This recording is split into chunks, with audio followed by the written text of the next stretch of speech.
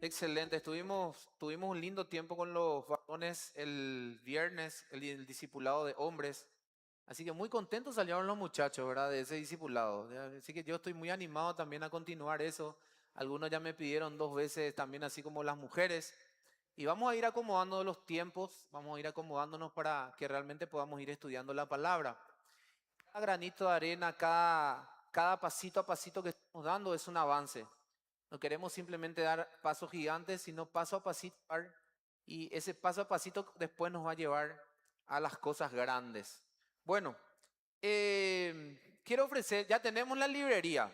Quiero celebrar también esto. Tenemos ya el stand de la librería Reflexión aquí con nosotros.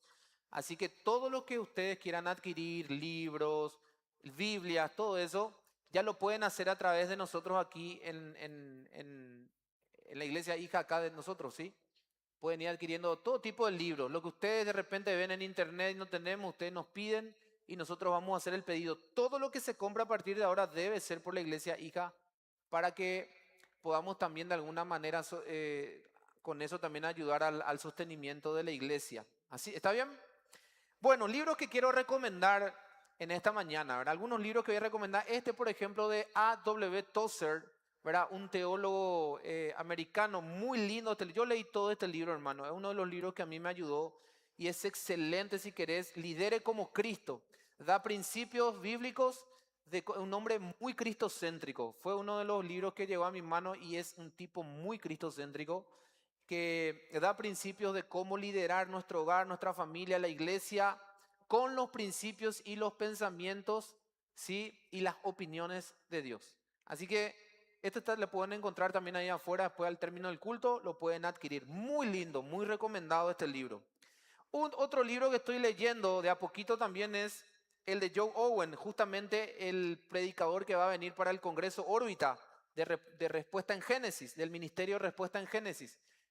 El ministerio apologético de respuesta en Génesis. Bueno, este se llama Ama a tu esposa como Cristo amó a la iglesia. Este los hombres tenemos que tener ahí en nuestra biblioteca. Es un libro que yo estoy leyendo también y créeme que desde la primera página este libro te va a confrontar, hermano. A mí, por ejemplo, me confrontó muchísimo. Así que compren este libro también porque es de mucha utilidad, mucha ayuda y nos va a ayudar a comprender algunas cosas que tenemos, algunos bichos que los hombres tenemos por ahí, ¿verdad? Así que es muy lindo este libro. También tenemos la Santa Biblia, ¿verdad? Que es la nueva versión viviente, la traducción viviente. Es muy linda esta Biblia porque, por ejemplo, hay términos que nosotros no entendemos en la Reina Valera y te vas acá. Entonces, esto ya es como un lenguaje actual para nosotros. Muy lindo. Tenemos también esta, tenemos la Reina Valera. Y por último, este es el libro que sacó la esposa del pastor Adolfo que dice, creadas para más, nosotras según el diseño de Dios. Yo creo que este libro va a estar muy bueno, todavía no lo pude leer, pero creo que por el título ya me gusta muchísimo. Así que también lo pueden adquirir ahí y otros libros más. Hay libros sobre matrimonio, sobre jóvenes, sobre noviazgo, sobre liderazgo.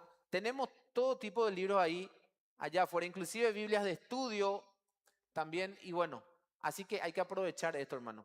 Amén. ¿Les gusta la idea de tener una librería o podemos mandarnos otra Asunción? Le damos un fuerte aplauso también a eso, ¿sí? Sí. Estamos trabajando para poder entregarle lo mejor a ustedes y hacerlo con excelencia. Bueno, hermanos, en el nombre de Jesús vamos rapidito a Isaías capítulo 6.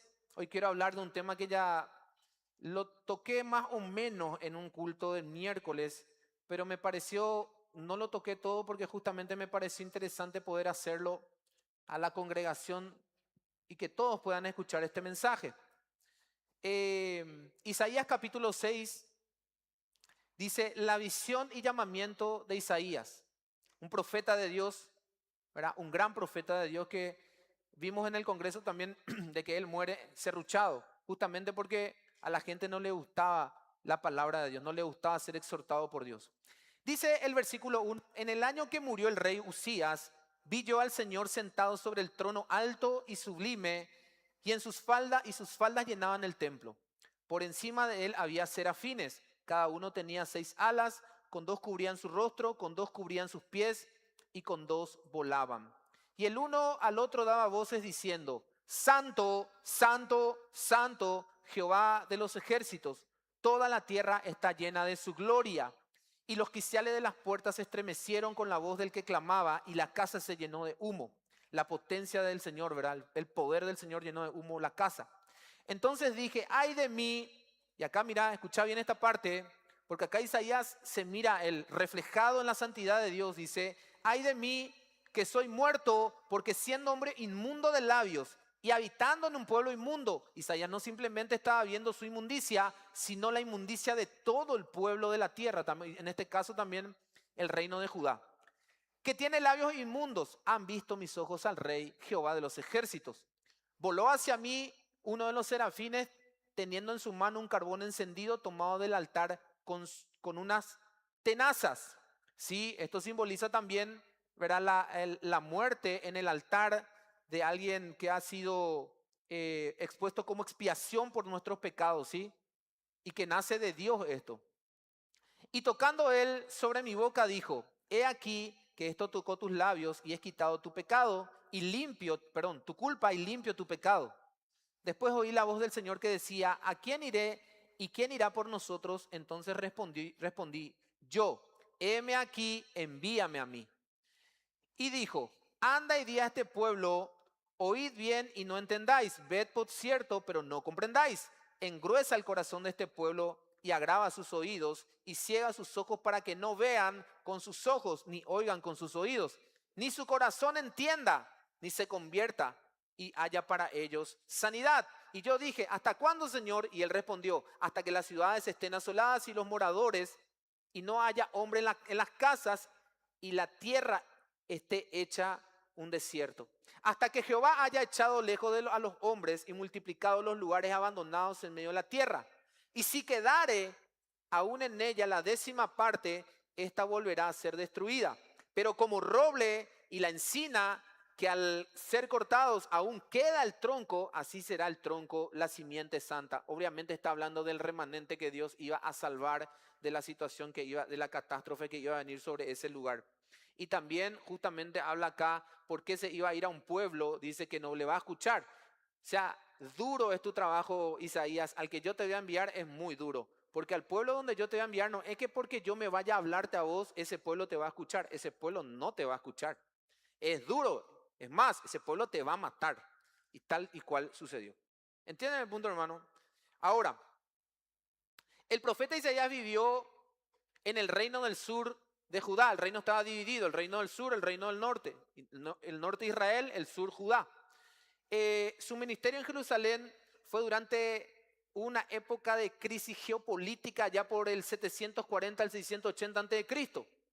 ¿Qué era lo que sucedía? Había mucha corrupción interna y el ascenso de un imperio implacable, ¿verdad? Asiria.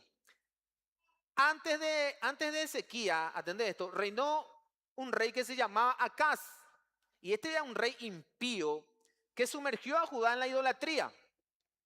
Ante la amenaza de sus vecinos rechazó confiar en Dios y prefirió hacer alianzas con el imperio asirio. Esto habla justamente de confiar en el brazo de carne. Pero esta porque era un rey corrupto. Y cuando hay un líder corrupto, toda la nación se corrompe.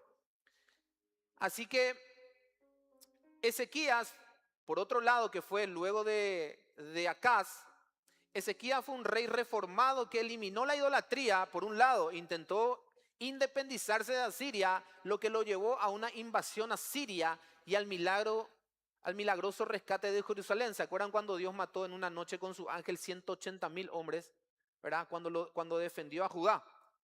Ahora, la condición moral y social de Jerusalén detrás de la fachada de ritos religiosos y sacrificio en el templo. Por ejemplo, Judá sufría una profunda decadencia porque ellos, por ejemplo, ¿qué era la decadencia que había en ese momento? Había mucha injusticia social, mucho sincretismo, mezcla de dioses, mezcla de religiones. Sincretismo significa la mezcla de religiones. Israel adoraba el sábado a Dios y durante la semana adoraba a todos los dioses habidos por haber. Así de sencillo era. El Shabbat, ellos adoraban el sábado. Entonces, el sábado ellos iban al templo, adoraban todo el día y salían del templo y hacían lo que querían y vivían como querían y hacían lo que querían. Así era Judá. confiaban en sus ejércitos y las alianzas políticas en vez que en Dios. ¿Cuál es el propósito del libro de Isaías? Es anunciar el juicio de Dios sobre el pecado de las naciones, pero por encima de todo revela la gracia y la salvación de Dios para un remanente fiel a través del Mesías prometido. Isaías habla primeramente de un castigo que iba a venir sobre las naciones, pero por otro lado también habla no solamente de castigo, sino también habla de la promesa de redención de un Salvador, de un verdadero israelita que iba a obedecer a Dios al pie de la letra, que nos iba a llevar no solamente a Israel, sino a todos aquellos que venían a los pies de Cristo a llevarlos para la gloria del cielo. Cristo era el verdadero israelita que Dios levantaría para que su voluntad pueda ser hecha en la tierra. Amén. Bueno, hermano querido, te voy a decir una cosa. ¿Qué es lo que vamos a hablar hoy? De la santidad de Dios. Y es muy interesante, ¿verdad? Porque quiero que escuches bien. La trivialización de Dios en la iglesia, trivializar o tribal significa hacer común algo sagrado. Eso significa esa palabra. Tomarlo como común o cualquier cosa, algo que es sagrado. Y Dios no podemos tomarlo de esa manera a Dios. No podemos trivializar o hacer común la presencia de Dios, la solemnidad y la gloria de Dios. Porque eso, si nosotros hacemos, eso va a traer terribles consecuencias a nuestra vida espiritual. De eso está hablando el libro. La trivialización de Dios en la iglesia ocurre cuando se pierde la reverencia, la solemnidad y la trascendencia hacia lo divino, tratándolo como igual o aún igual o un recurso útil. Aún igual, dice, a uno como yo. Dios es uno como yo nomás. Es común y corriente. Pero cuando lo necesito, ahí Él está para cumplir mis caprichos. ¿Entienden? A eso se refiere. Se reduce a una figura como de un genio de la lámpara de Aladino que vos la frotás y que siempre debe estar para complacer nuestros caprichos. No teniendo en cuenta lo terrible que es olvidarnos de la pureza y santidad del Dios Todopoderoso y Eterno. La iglesia de hoy en día es corintiana. Justamente estábamos hablando con los varones este viernes de eso, de la iglesia corintiana. Estamos haciendo un libro justamente y el libro habla de cómo vive la sociedad de hoy, cómo vive la iglesia. Se hizo un censo, una estadística de casi mil pastores. De los 1000 pastores, aproximadamente un 12% de esos pastores cayeron en inmoralidad sexual. Un 23% de esa población de la gente que está en medio que no es líderes, que no son líderes, pero que son las ovejas, ¿verdad? Asumieron de que vivían justamente de esa manera, en infidelidad continua. Imagínense, la iglesia. Y después nos da un dato allá afuera de la iglesia, cómo líderes los profesores o cómo viven los líderes de políticos.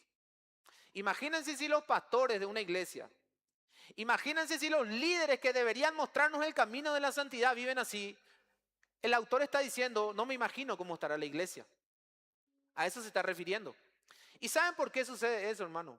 Porque trivializamos y perdemos de vista la santidad de Dios, que es el reflejo y el espejo donde nosotros tenemos que mirarnos todos los días de nuestra vida para vivir una vida en santidad, para vivir una vida apartada del pecado y para no acostumbrarnos a lo sagrado. No hay que acostumbrarse a lo sagrado. Lo sagrado debe tener solemnidad acá en esta iglesia, en la pieza de tu casa o en cualquier lado donde invoques el nombre del Señor. ¿Se entiende, mi hermano? Ahora, Jonathan Edwards, ¿verdad?, un teólogo del siglo XVIII, dijo que minimizar o restar peso a la justicia y santidad divina sume a los seres humanos en una falsa sensación de seguridad ante el pecado. Afirmó que la hermosura suprema de Dios reside en su santidad inmutable. Claro, obviamente. Mira, imagínate, la falsa sensación de seguridad ante el pecado, dice, es cuando le restamos peso a la santidad de Dios. Cuando sale la santidad de Dios de nuestra mente, ¿qué es lo que ocurre? ¿Quién te va a decir qué está bien y qué está mal? Cualquier pecado que empecemos a cometer, por muy chico que sea, vamos a decir que esto no le importa a Dios, esto es demasiado chico, esto no le importa al Señor. Así vivía Israel, así vivía Judá en el tiempo de Isaías. John Wesley, otro teólogo también del siglo XVIII, insistió en que olvidarse de la santidad práctica derivada de la naturaleza santa de Dios, vacía de poder a la comunidad cristiana, tratar la gracia de Dios sin la exigencia de la santidad, equivale a corromper el evangelio. O sea, ¿entendés el punto, hermano? Impresionante. La santidad practicada en el día a día, está hablando. ¿Cómo vivimos el día a día? Eso va a resumir cómo está nuestro corazón. La práctica de la santidad del día a día, o cómo vivís en el día a día, en las decisiones que tomás, en las cosas que haces durante el día, va a definir qué tipo de persona sos. Va a definir qué tipo de carácter tenés y quién sos de verdad. ¿Querés saber cómo es una persona? Escuchá cómo habla. ¿Querés saber cómo es una persona? Entender lo que piensa. Porque así como el hombre habla, la persona tal es. ¿Cuáles son sus conversaciones? ¿Vos querés conocer el corazón de una persona? Escuchá nomás lo que conversa. Escuchá cuáles son sus prioridades. Y ahí le vas a conocer en qué y en dónde está su corazón. Que muchas veces no está, obviamente, alineada con la presencia y con la gracia y la santidad del Señor. Por eso la iglesia está una iglesia corintiana.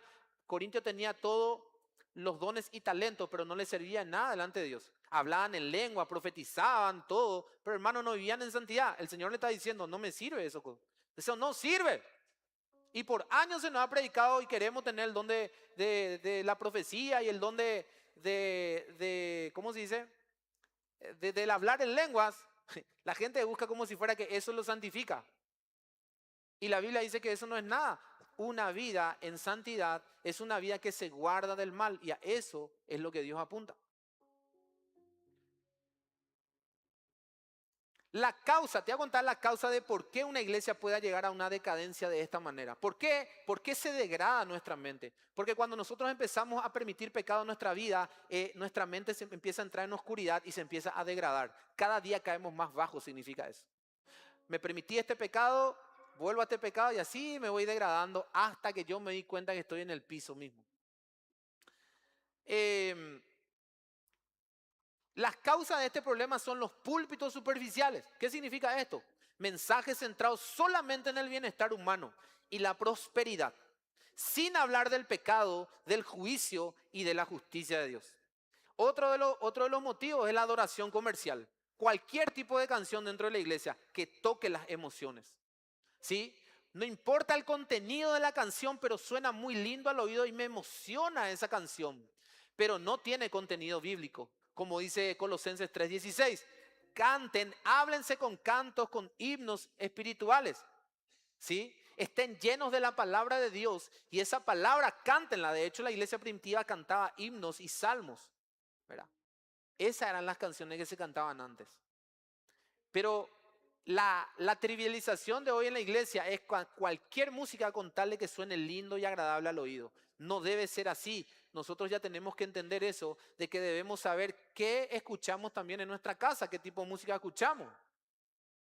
Porque la música también tiene mucho efecto en la mente del hombre.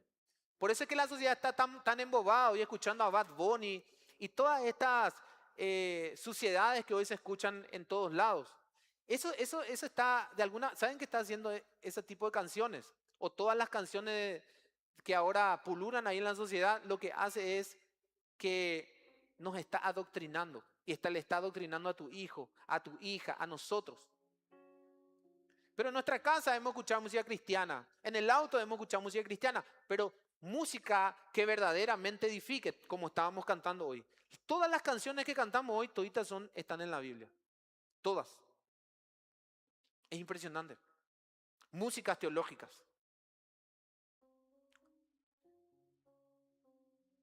Después dice, cultos convertidos en espectáculos de entretenimiento, luces, humo, de aquí para allá, ¿verdad?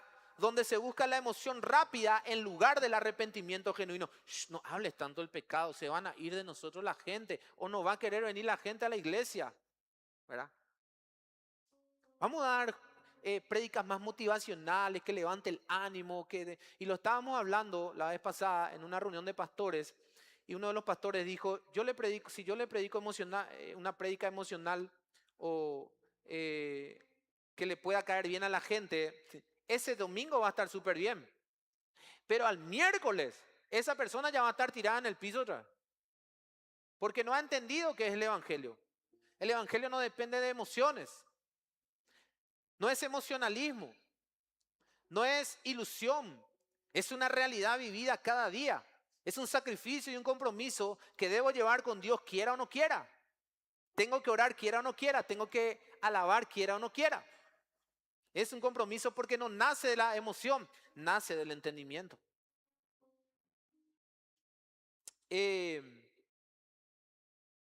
Las consecuencias de esto es la pérdida de la moral. Ya la gente ya no le importa más la moral, vive como quiere. Viven en concubinato, viven con total libertad, ven cosas en la tele que no tienen que ver, cosas inmorales y muchas otras cosas. Vivir como si a Dios no le importara la obediencia estricta. Justifican cualquier conducta inmoral bajo la idea de que Dios es bueno y entiende todo. Dios es bueno. No creo que se enoje por esto que yo estoy haciendo. ¿Ya escucharon eso alguna vez? ¿Será que Dios se enoja por esto? No hago con nada malo. Ahora, ¿eso está conforme a la justicia y la santidad de Dios? Si Dios estuviera real, si vos tuvieras la conciencia de que Dios está ahí, ¿lo harías? Esas son las preguntas que tendremos que hacernos. Si vos entendés que los ojos de Dios están todos los días mirando y nosotros estamos haciendo algo ahí, ¿lo harías? Esa es la pregunta. No es decir que Dios no, capaz que no dice nada. No, si lo que estoy haciendo de verdad le agrada a Dios, de verdad está conforme, si la santidad de Dios está ahí, ¿qué pasaría si me ve en esta condición de lo que estoy viendo ahora o lo que estoy haciendo ahora? ¿Qué pasaría?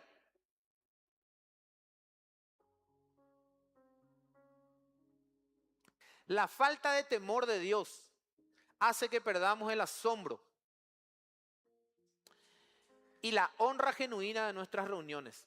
Debilita la fe y una comunidad que no ve a Dios como soberano, poderoso, santo y puro, termina perdiendo la fuerza para transformar vidas. Dios no pasa por alto su justicia, hermano querido.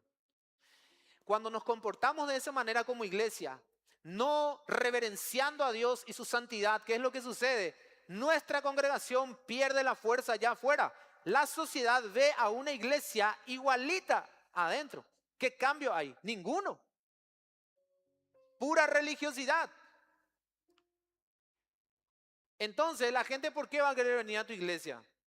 ¿Por qué te va a querer seguir si no ve ninguna transformación en tu vida? Si no ve ningún cambio, si no hay una vida que se diferencie de la otra. ¿Qué me diferencia de la gente que está allá afuera y la que está acá adentro? Nada, porque la santidad de Dios no es mi prioridad.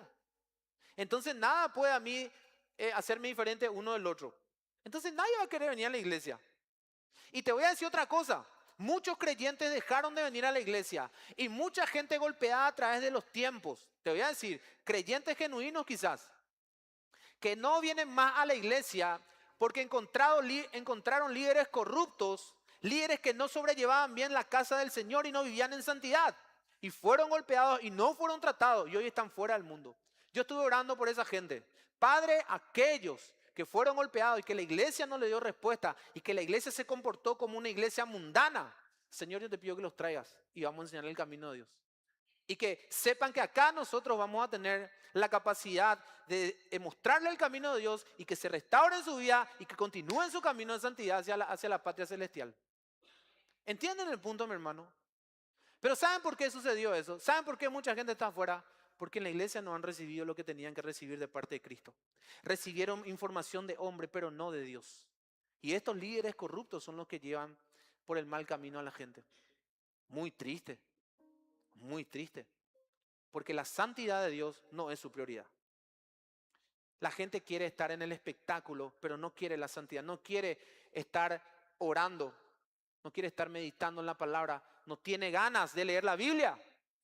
Y por eso la sociedad cristiana se pierde. No solamente los de afuera, también los de adentro. Se pierden por no tener en cuenta la santidad del Señor. Hermano, no crea que el Señor va a pasar por alto su justicia. Dios no va a pasar por alto su justicia. La paradoja del crecimiento espiritual. Imagínate un poco esto. En el reino de Dios, la verdadera madurez no, no nos vuelve orgullosos, nos vuelve profundamente conscientes de nuestra necesidad. ¿Entender el punto, hermano? Cuando empezamos a madurar y empezar a ver nuestra condición delante de Dios, eso no nos vuelve orgullosos. Isaías lo entendió. Isaías era un profeta que vivía en santidad, pero cuando se encuentra con el Señor allá arriba y le dicen una teofanía, en una aparición del Señor que le dicen teología, él se encuentra con con Dios. Y cuando se encuentra con Dios, él ve su verdadera condición. O sea, yo soy inmundo, no puedo estar delante de alguien tan puro, santo como Dios. ¿Qué hago? Voy a morir. Esa es la condición de nuestro corazón. Así nosotros debemos mirar a Dios. Y cuando tenemos esa conciencia, porque cuanto más maduro sos, créeme que cuanto más madurez tengas en tu vida espiritual, porque estás estudiando, conociendo al Señor, conociendo su santidad, cada día más, en vez de ser orgulloso, vas a ser humilde. Porque vas a ver, porque cuanto más conocimiento de tu pecado. Más conocimiento de su santidad, más conocimiento de tu pecado. Legalmente, y te pasa lo que le pasó a Pablo en Romanos cuando dice, miserable de mí, ¿quién me librará de este cuerpo de muerte? El apóstol Pablo entendió de que era un hombre pecador, y estamos hablando de Pablo. ¿Cuánto más voy yo? Estamos hablando de un apóstol a quien Dios ha llamado para escribir las cartas para la iglesia. El problema de la religión moderna, creer que somos buenos y que Dios nos salvó porque vio algo bueno, valioso en nosotros. ¿Cuántos de nosotros nos han predicado de esa manera? ¿A cuántas personas nos han dicho, Dios vio algo bueno en vos, por eso seguramente te eligió? ¿Verdad? O algunos de nosotros decimos, he venido a Cristo, ¿por qué? Porque yo era el más buenito entre todos. Mentira, hermano. La Biblia no dice eso. La Biblia dice que todos estamos muertos en nuestros delitos y pecados.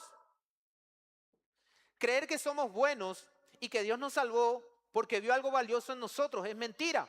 Eso destruye el asombro. La gracia asombra cuando entendemos la gravedad de nuestro pecado. Escúchame esto. La gracia solamente, ¿verdad?, puede asombrarte cuando vos entendés tu condición de que fuiste salvado. John Newton, el que escribió Sublime Gracia, era un capitán de barco. Y dice que en una de esas, él era un capitán de barco de esclavos, ¿sí? Y dice que un día en una tormenta, estaba a punto de morir porque era gigante la tormenta, y en ese momento se acuerda lo que su mamá le dijo cuando él era chico, los versículos bíblicos, se postró y dice que empezó a pedirle perdón al Señor y que entre en su vida. Dios le perdona, años después él escribe Sublime Gracia, que a un vil pecador salvó. Él entendió su condición. Él supo quién era él delante de Dios, que no merecía la salvación, mucho menos que Dios lo limpiara. Pero cuando él viene, así como Isaías, porque lo primero que un hombre debe ser, necesito de esa gracia. Porque si vos estás, ponele acá al borde de este pequeño abismo que hay acá, y yo te agarro y no te dejo caer, quizás estés agradecido conmigo un ratito, porque no te salvé de morirte. Pero si vos estás en un peñasco allá arriba, en un cañón bien alto, ¿verdad?, donde hay una cascada gigante y vos te caes, sí o sí te vas a morir. Y de ahí yo te agarro, te salvo, yo te puedo asegurar que vos seguramente vas a estar toda la vida agradecido conmigo. ¿Sí o no? Te voy a decir una cosa. El que mucho ama es porque mucho se le perdonó. Y al que poco ama, poco se le ha perdonado. Una mujer entró a la casa de Simón, una mujer de mala vida, dice la Biblia. Un día enjugó los pies de Jesús, lo lavó con sus lágrimas y dice que lo adoró. Esa mujer escuchó que vino Jesús, dice. No pidió permiso para entrar en la casa. Escuchó que vino Jesús, entró y se fue directamente a los pies del maestro, adorándole, glorificándole, reconociendo que era el único que podía perdonar su pecado y su mala vida. Y era el único que le podía dar una nueva vida a ella. Y Jesús dijo, Simón, vos te crees el impoluto. Esta mujer me limpió los pies, lo ha besado, lo ha enjugado con sus cabellos. vos que me tenías que limpiar los pies, darme el mejor lugar, no lo hiciste. Pero es lo que hizo ella, se va a recordar no solamente ahora, sino para siempre se va a recordar lo que esta hizo. Porque al que mucho ama, porque al que mucho se le perdonó, mucho ama. Esa mujer se dio cuenta de la gracia que lo había salvado. La asombró una persona esa gracia que la había envolvido. O sea, ella vio la gracia en Cristo. Ella era una mujer despojada de su dignidad. Una mujer que era despreciada por la sociedad. Pero cuando se encontró con Jesús, encontró el alivio para su alma. El que ama mi alma. Cristo Jesús. Cuando nos encontramos con Cristo, dos cosas ocurren. Nos vemos reflejados en su santidad y nos asombra su gracia. ¿Cómo es que un ser tan santo, tan puro, puede venir y abrazarme con su amor?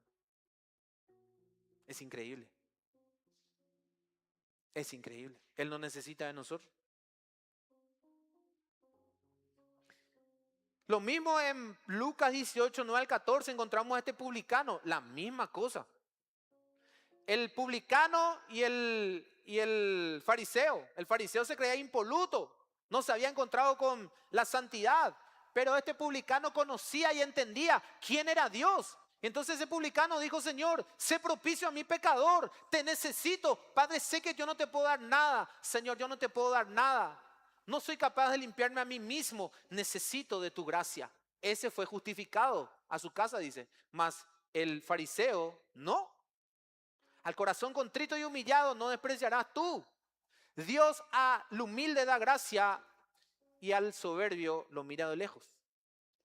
Humildad y sencillez nos falta. Y reconocer la pureza de Dios. Solo cuando contemplamos el fuego ardiente de la santidad de Dios podemos dimensionar la magnitud del abismo donde estamos, mi hermano. De nuestra maldad.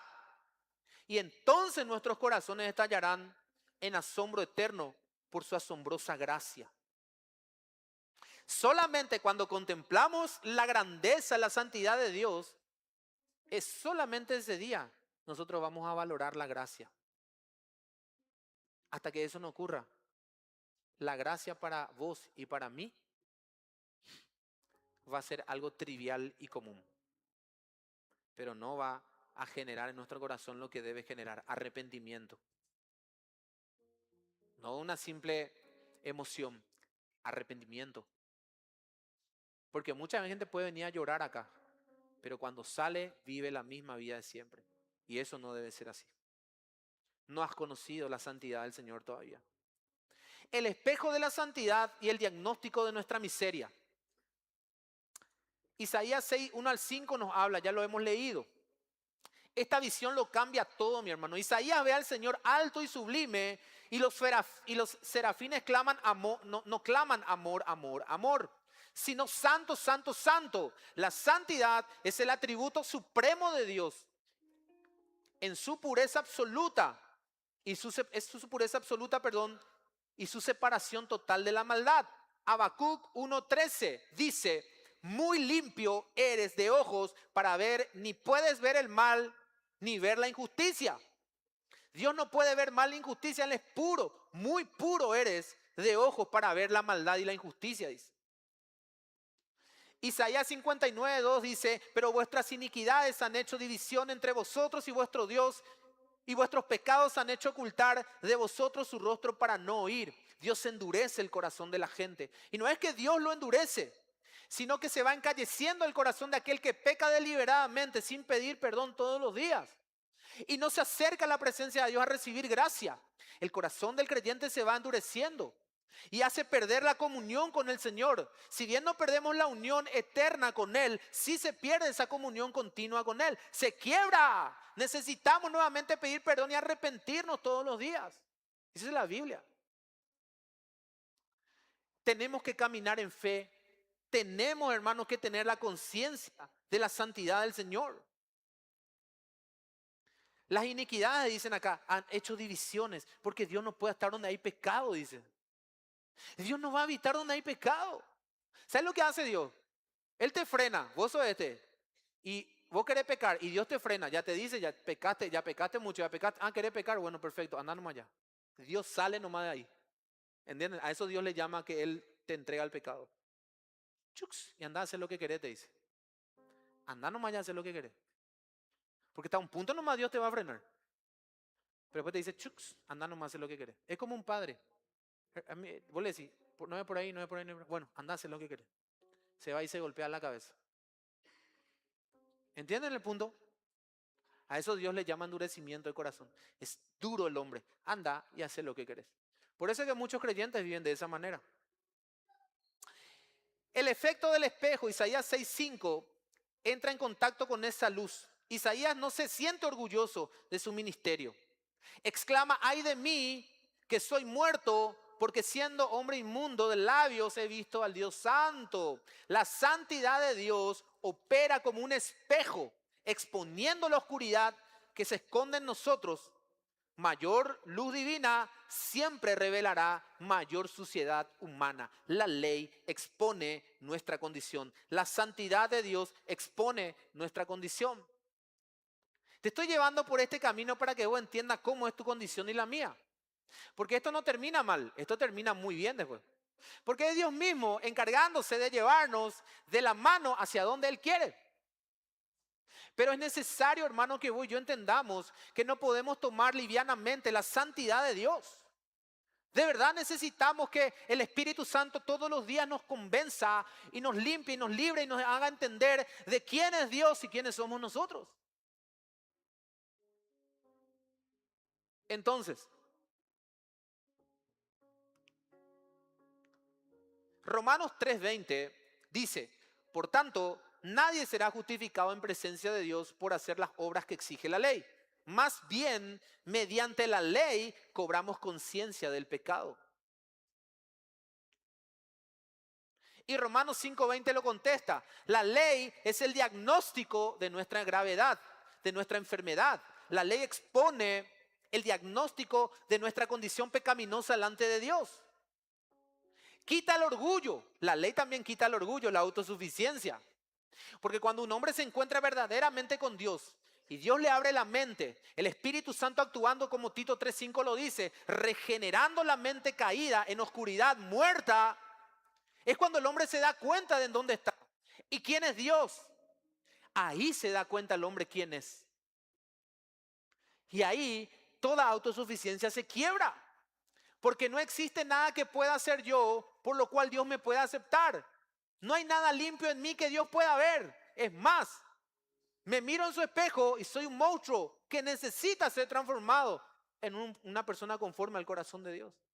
Solamente en ese lugar es donde yo veo verdaderamente mi condición y le digo al Señor, te necesito. Sí, Señor. Y ahí corro hacia Cristo. Es lo que dice la Biblia. Es un ayo. La ley es nuestro ayudante que nos lleva a los pies de Cristo. Su santidad. La ley es sinónimo de santidad. Porque la ley refleja el carácter puro y santo de Dios. ¿Entienden el punto, hermano? Romanos 5:20 dice, crea la necesidad para que nos diéramos cuenta de que no podríamos salvarnos a nosotros mismos. Y nos lleva a magnificar la gracia. Asombrosa gracia que a un pecador salvó, dice John Newton. Sublime y asombrosa gracia que a un pecador salvó. Solamente en ese lugar podemos entender, hermanos, de qué hemos sido salvados. Y que realmente esa gracia es infinita. Es infinita. Es una gracia que nos da oportunidad para volver otra vez al camino. La gracia es el poder que Dios te otorgó, no para pecar. La gracia no es libertad para pecar. La gracia es poder para vencer al pecado.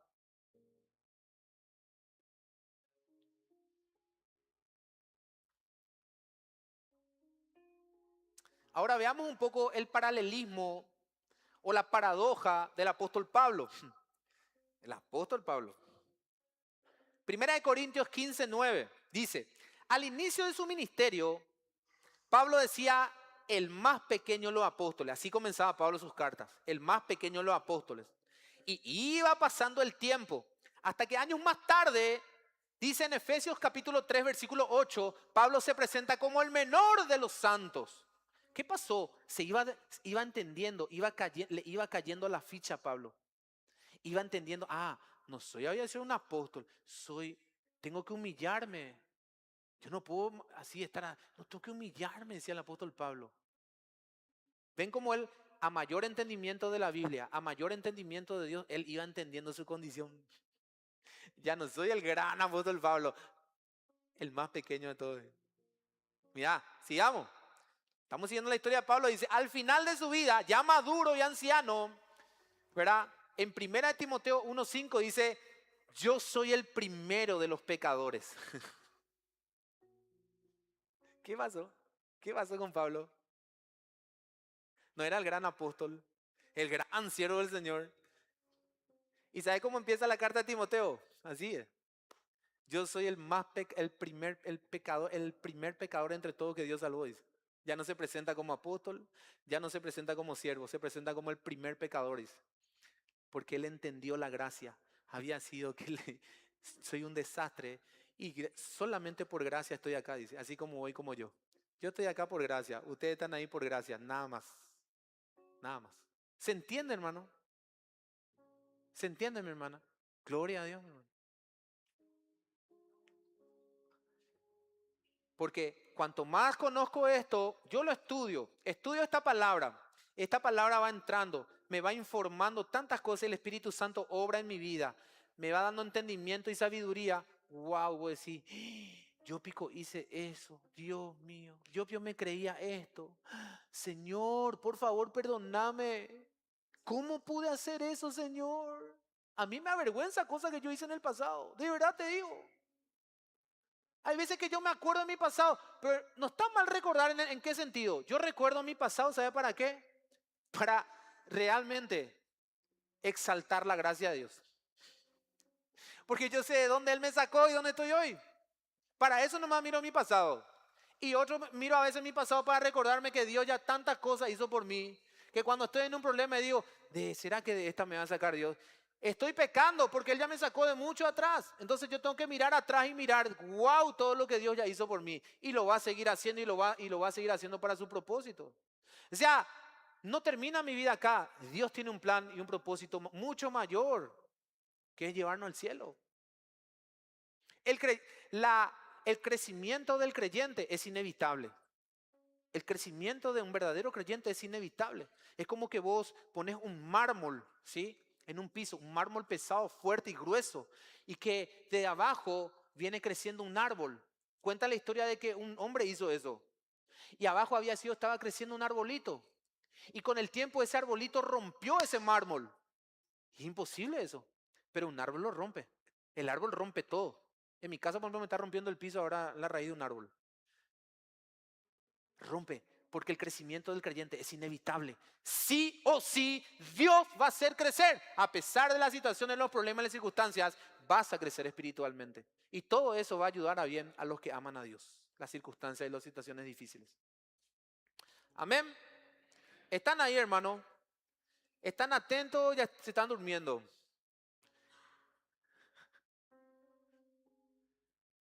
Tenemos 5 minutos. Y nos vamos a desarrollar todo. La medida de la gracia.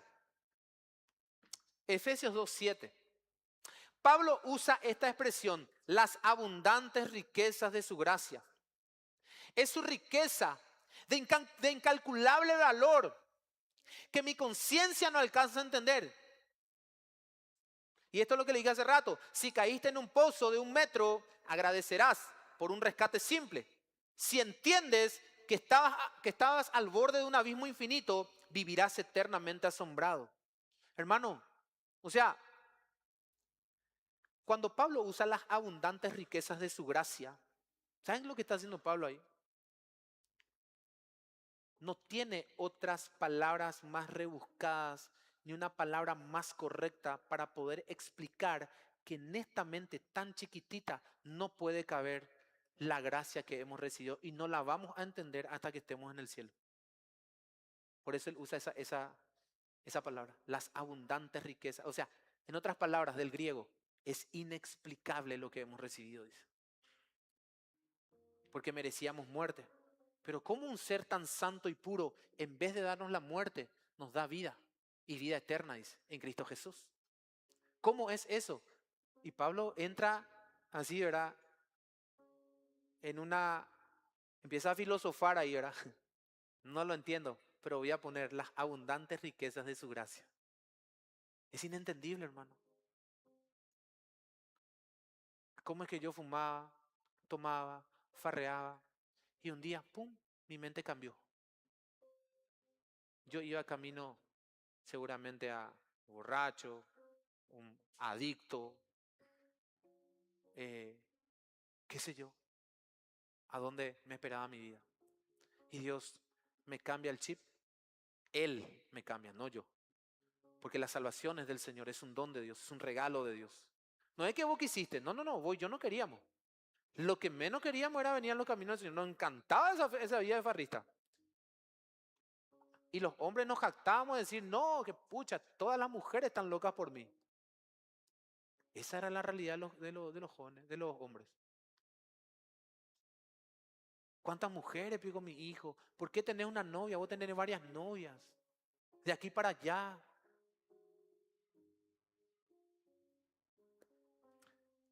Pero un día el Señor me dijo, vamos a apartarle a este. Este tipo va a ser diferente porque yo lo voy a cambiar. No nació de mí, nació del Espíritu Santo. Dice la Biblia, Romanos 8, que Dios ya me predestinó. Él fue el que me alumbró los ojos de mi entendimiento para que pueda comprender quién es Cristo. No soy yo, es Cristo morando en mí. Es la gracia de Dios conmigo. Es el amor de Dios conmigo. Tengo la capacidad de amarte hasta el más difícil. Yo tengo la capacidad de amar. Y yo le pido ahora al Señor que me enseñe a amar a cada persona con la que yo me encuentre, inclusive al más difícil. Así estoy orando ahora. Yo no puedo ser pastor, Señor, y no querer o tener prejuicio de ese, de esa, de esa. No, hermano, te pido, Señor, por favor, ayúdame a amar a la gente, así como vos le amás. Ayúdame a mirarle a la gente como vos le amás. Así que, hermano, algunos difíciles que quizás estén por acá, quiero decirte, te amo con todo mi corazón. Y te invito a un asado también si querés. Seguramente algunos de ustedes también dirán, el pastor, es difícil también, de amar. Bienvenido al mundo cristiano. Dios te manda que me ames.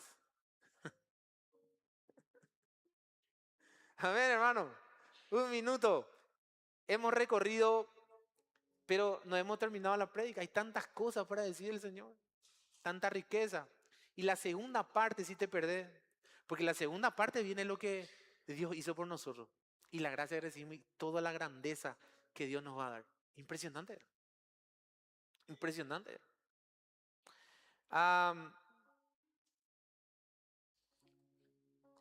Desarrollamos el punto 1 con esto.